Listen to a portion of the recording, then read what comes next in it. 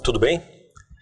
Nessa videoaula vamos apresentar algumas características e algoritmos sobre tratamento de matrizes, que corresponde a mais uma parte do módulo 1 de estudos, onde nós trabalhamos com as representações de vetores, aplicações e agora um dos últimos itens são as matrizes.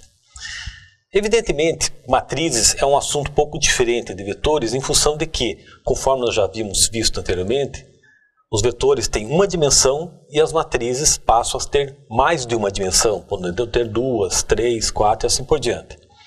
Evidentemente, nós não vamos complicar a situação, porque o entendimento de uma matriz bidimensional com 2 índices já é suficiente para visualizar, para poder, digamos assim, abstrair a ideia de como isso pode ser tratado em um computador. E vocês vão perceber na prática que o tratamento de matriz é extremamente importante. Existe uma série de fatores que envolvem até inclusive em hardwares de computadores, na prática. O próprio livro expressa alguns detalhes sobre isso. Então é um assunto importante, mas para que efetivamente vocês aprendam sobre esse assunto, é importante lembrar de todos os detalhes que compõem uma matriz, mesmo que algum de vocês lembre de matrizes do ponto de vista da matemática. Vamos partir de uma representação geométrica, de uma figura de matriz, e vamos identificar alguns elementos que são importantes. Veja esse primeiro slide aqui. Então aqui nós temos uma representação similar àquela que vocês encontram no livro. Eu tenho uma matriz A, então lembrando que o A maiúsculo representa uma matriz, e a letra em minúsculo vai representar, digamos assim, que é o item daquela matriz. E aqui nós temos os 2 índices de cada uma das posições de uma matriz. Então, vamos lembrar assim, uma matriz é composta por linhas, essas linhas vermelhas identificam as linhas da matriz. Então, por exemplo, aqui, como o primeiro índice representa uma matriz, eu tenho marcada a primeira linha, 1, até 1 com M. Segunda linha e assim por diante, e a linha M.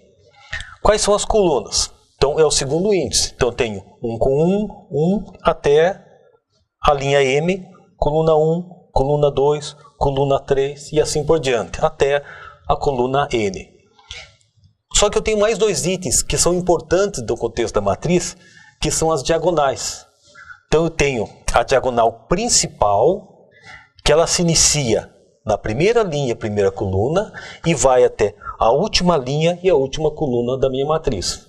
Se fosse uma matriz, por exemplo, 10 por 10, então aqui seria M valendo 10 e M valendo 10. E eu tenho também a diagonal secundária, que é onde ela se inicia. Ela se inicia na primeira linha, mas na última coluna, e vai até a última linha e a primeira coluna.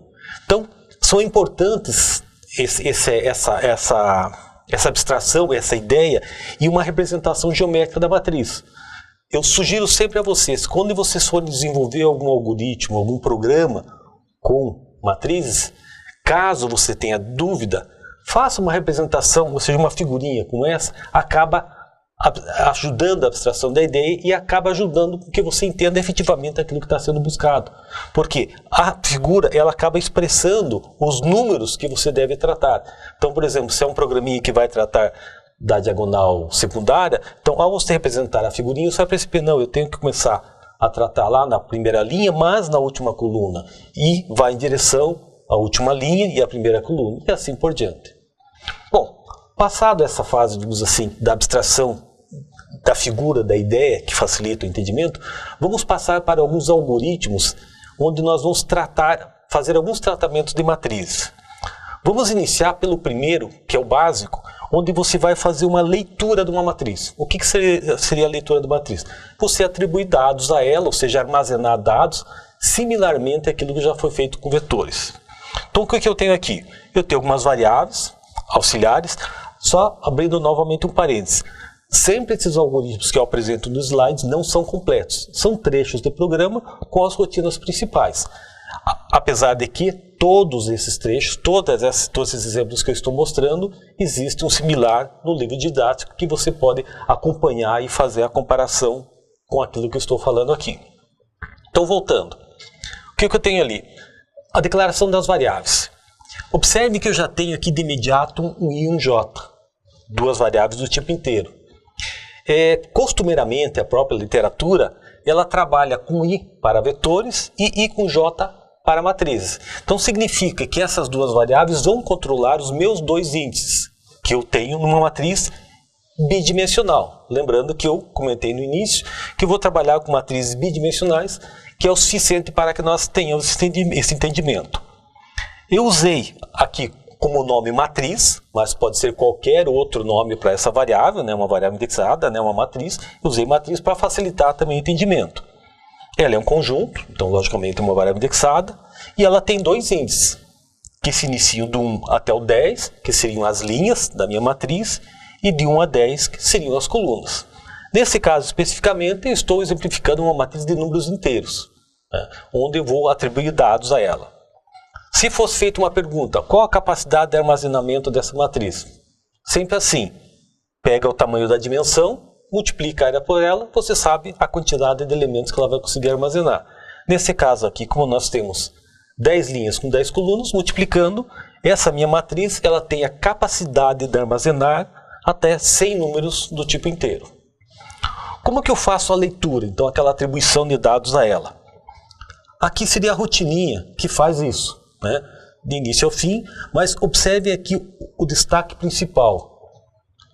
Se nós voltarmos um pouquinho em videoaulas anteriores, vocês devem estar lembrados que quando eu trabalhei com vetor, eu trabalhei pelo menos com uma estrutura de repetição. Quando eu trabalho com matrizes, principalmente do ponto de vista da leitura da matriz como um todo, forçosamente eu vou precisar de duas. Uma para trabalhar com as linhas e outra para trabalhar com as colunas. Então observem aqui que tanto I como J já aparecem aqui. Ó, para I de 1 até 10, que é o tamanho da minha matriz, incremento de 1 faça. Só que o que ele vai fazer? A outra estrutura de repetição. Para J de 1 até 10, com incremento de 1 faça. E aqui dentro dessa estrutura alinhada, que eu tenho efetivamente a leitura. Veja aqui, ó, leia matriz de I com J.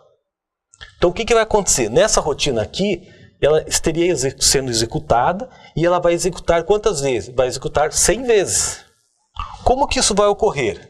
Veja bem, como a minha rotina de repetição externa, né, ela gerencia todo esse processo, ela vai fazer com que essa rotina interna aqui ocorra para cada um elemento de I 10 vezes de J. Então significa que, se nós formos ver aquela figurinha da matriz, então o parapasso externo ele controla as linhas e o parapasso interno as colunas. Então quando I está 1, lembra que eu falei linha 1, então I1, 1, 1, 1. Esse número, ou seja, o segundo índice, que é o J, que ele vai gradativamente sendo incrementado. Então, se eu insiro lá, no primeiro momento, coloco o número 10. Então, significa que na linha 1 com coluna 1, eu coloco o número 10. No segundo passo, eu vou colocar o número 30. Então, linha 1 com coluna 2, 30. E assim por diante até o final. O J muda quando muda a linha. E daí o mesmo processo repete. Então, a leitura de uma matriz, o que ela ocorre? Ela corre por linhas. As linhas vão ocorrendo, passa-se para um segundo passo e assim sucessivamente até encerrar o processo de leitura. Então, por isso é necessário as duas estruturas de repetição. Uma controlando as linhas, que é o I, e outra controlando as colunas. Então, é importante essa abstração, essa ideia de como é feito esse processamento. Ok? Vamos para um outro algoritmo. Esse algoritmo é um complemento, inclusive, até de um assunto de algoritmos de programação 1, onde eu trabalho também com constantes. Além daquela constante numérica, ou seja, onde eu tenho um número especificamente dentro de um código, eu posso ter aquela constante pré-definida. Então, nesse caso aqui, além do IJ, que são minhas variáveis de controle, tenho a minha matriz também. Nesse caso aqui, eu estou usando um modelo já de 100 dados, então significa que eu tenho 10.000 elementos que podem ser armazenados nessa matriz. E observem aqui que eu tenho uma declaração de constante, onde eu coloquei que linhas é uma constante com o valor 10, e eu tenho uma outra constante de colunas com o valor 10. Lembrando da flexibilidade que eu tenho com constante, por mais que ela seja um valor constante, mas ela permite com que, se eu tenho valores que devem ser alterados no código do programa, eu posso simplesmente mudar na declaração, automaticamente no código como um todo elas mudam também. Por que eu fiz dessa forma? Para que, como a dimensão da minha matriz é 100, eu não vou entrar com 100 elementos, eu vou fazer uma coisa mais restrita. Então, nesse caso aqui, a entrada dos dados, junto com a inicialização da matriz, ocorre, vejam de que forma, das linhas, para a linha de 1 até linhas. Então, ou seja, o meu parapasso externo, ele faz o gerenciamento das linhas, mas até o número de linhas que eu defini anteriormente. Ele não precisa ir até 100. A mesma situação ocorre com as colunas. Ou seja, ele inicia de 1 e vai até a quantidade de colunas que eu especifiquei aqui. Então significa que eu posso, na declaração, declarar um valor maior, mas eu posso fazer uma restrição com uma constante, pura e simplesmente para um efeito de gerenciamento da minha matriz. Lembrando, são exemplos bastante simples, né, que têm por finalidade pura e simplesmente, né, a questão didática. O que eu tenho aqui também? Eu tenho uma variável num. Essa variável vai ser a variável de controle de inicialização da minha matriz. Então, o que vai acontecer? Da mesma forma, a matriz como um todo vai ser percorrida, nesse caso aqui, até 10 elementos de linha e até 10 elementos de coluna, e à medida que for ocorrendo, veja no primeiro caso, num recebe 1, então, na primeira linha, primeira coluna, ele vai receber 1. Daí, num é atribuído a ele mesmo com mais uma unidade. Então, nesse caso aqui, ele passa para 2. Ele faz um segundo passo, daí, na primeira linha, segunda coluna, recebe 2. Depois, na primeira linha, terceira coluna, recebe 3 e assim sucessivamente. Significa o quê? Nesse exemplo aqui, a minha matriz, não como um todo, mas a matriz limitada, 10 linhas, 10 colunas, vai ter valores de 1 até 100. Ok? Vamos ver um outro exemplo ainda de tratamento de matrizes. Então, nós vimos anteriormente a leitura, agora constantes e inicialização. Vamos ver um outro caso. Tratar especificamente uma linha ou coluna de uma matriz. Isso é comum ocorrer, ou seja, onde você quer apenas verificar dados de uma linha ou de uma coluna sem, digamos assim, alterar ou sem ler o restante da matriz.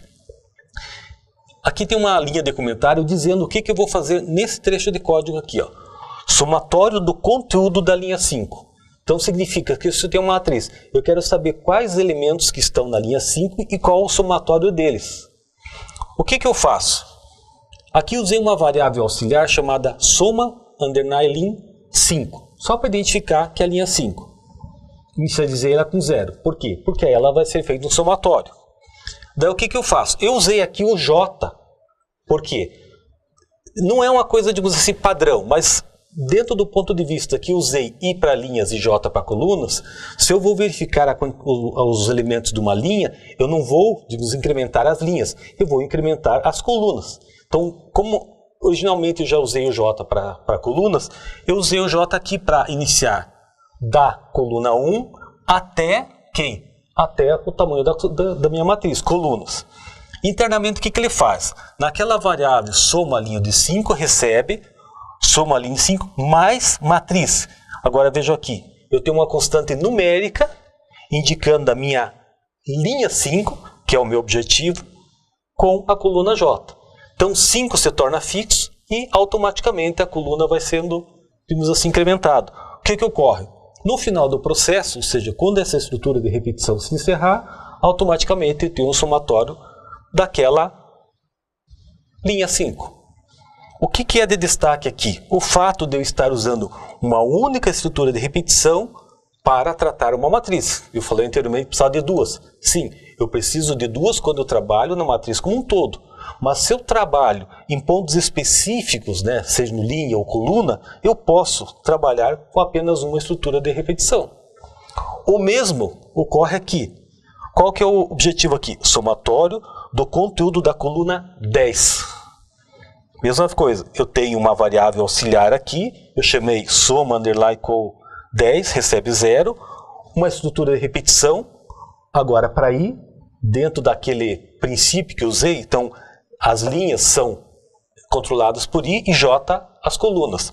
Então, ele vai de 1 até a quantidade de linhas e vai fazendo o somatório. Observem aqui, matriz de I daquela linha, porque ele vai, digamos assim, na vertical, a coluna 10. A mesma coisa, ele faz o somatório e vai em direção ao final e simplesmente encerra o processo de operação.